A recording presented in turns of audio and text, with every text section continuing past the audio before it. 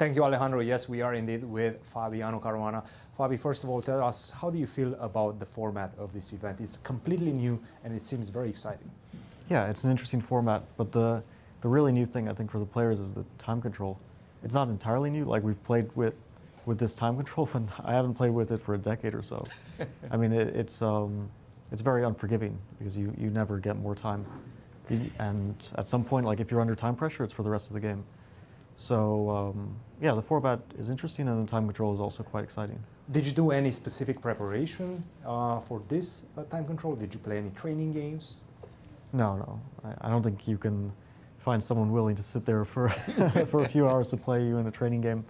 But I did some preparation for Jeffery. We knew the pairings quite a bit in advance. So I did some prep for him, but he, anyway, surprised me by playing something he had never played before. I don't think he's ever played the Petrov, so that came as quite a surprise. Let's go through the game, actually. And we were discussing your preparation because we know you're getting ready for the candidates. Are you using any of the candidates prep, or are you using residual preparation from previous training camps? Well, okay, I mean, you know that we prepared this line for the World Championship match in 2018. But I didn't remember anything. Like, I mean, it was 4 years ago. I just decided knight c3 is, it's a rare move, but it's transposing to a big line, which normally we get if black plays, let's say, knight c6 instead of bishop f5. Knight c6, castle, bishop e7, knight c3, bishop f5. This is the usual move order. Yeah, just so. And then we get the game position. Bishop e7 and knight c3 and bishop f5. So I was hoping he wouldn't be too familiar with the line, and that seemed to be the case. But I also had no familiarity with the line. I think like the main move is queen f5 or rook b1, but rook e2 caught him off guard. It seemed very logical to me during the game, so I went with it. I'm just trying to double rooks. And I was very happy with the position I got. I thought I got a very pleasant amount of pressure. Yeah, I was sort of happy with bishop e5, although it might not, I mean, it's not forced, of course. I have a number of options, including just taking on d6. But bishop e5, I liked how it kept the tension in the position. And yeah, then he surprised me with b5. Right. I thought queen e3 was clever because now he's under this very annoying pin. But maybe it wasn't the best.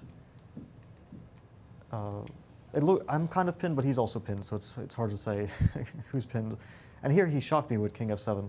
I was expecting something else, but king f7 allows queen h6, queen f4. Right.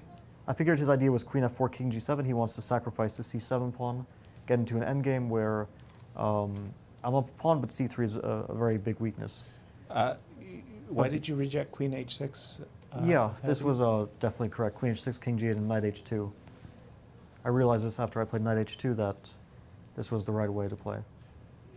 That you could have done this instead. It's like the game, but he doesn't have the h5 option. Right. And if bishop f8, queen to f4. Exactly. And now knight g4 is really a big threat, in fact, this as well. This is really dangerous for black. Yes. What I missed when I played knight h2, I thought I was paralyzing him, h5, queen f3, but I missed b4.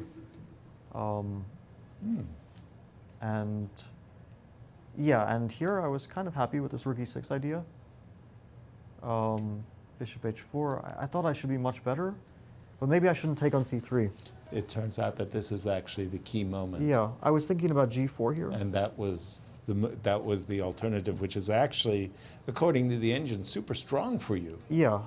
What did you look at, or did you just think, okay, I can always come back to g4? I thought after g4 he has to take. Yep. Knight takes. Yep. No, you can take on c3 first, I think, right? I can now play take on c3. c3? I thought that was what we were looking at. You can indeed take on c3 and then knight takes And then knight takes g4. b4. Yeah, I didn't consider this. I was looking at knight g4 immediately and then f5. And this one I didn't really consider. I guess it's also quite strong for white. because I can play queen c3 here and probably take on e7, knight e3 at some point, and just have a much better version of the game Of where the he game. doesn't have the activity that he had in the game. It But was I- actually a big surprise for us that when you played the move queen c3, and once he played the move rook b8, he's right in the game. Yeah, I was also surprised. I thought I would be in time to coordinate, but Exactly. I'm not at all. My king No. is very weak. So what happened here? King d7, knight f1, rook b. Yeah, and this is already you've lost Yeah, your yeah. advantage. I didn't see anything. I was even starting to, I mean, it should be a draw, but I was starting to worry that my king could get under attack. Mm-hmm. And yeah, maybe king g2 because well, at this point we were both low on time. I was trying to make sure I didn't get into terrible time pressure. Exactly. And it's such a difficult position because it's just pure tactics at this point. You know, there is nothing really guides you here. Right, general principles be damned. Discover check and rook f4. Yeah, I was already getting worse near the end, but maybe it was always a draw. But I was worried that, you know, white is the one who has to make a draw here. Black has no risk. Exactly.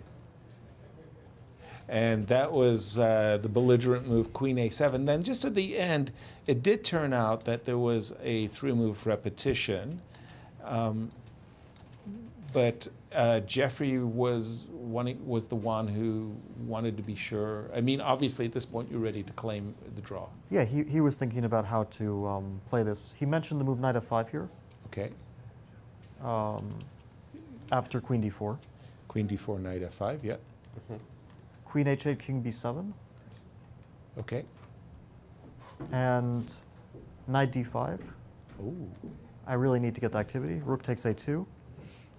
And what he was worried about, he told me, was queen to c3. But it seems like he has this move rook 6 to e2. Again, it's very complicated. But if I don't have checks, I could also lose, right? I start to lose all my pawns. Queen b4, the king hides on c6, which is very Precisely. important, I think. Mm-hmm. So He was afraid of this? no, he didn't see rook e2.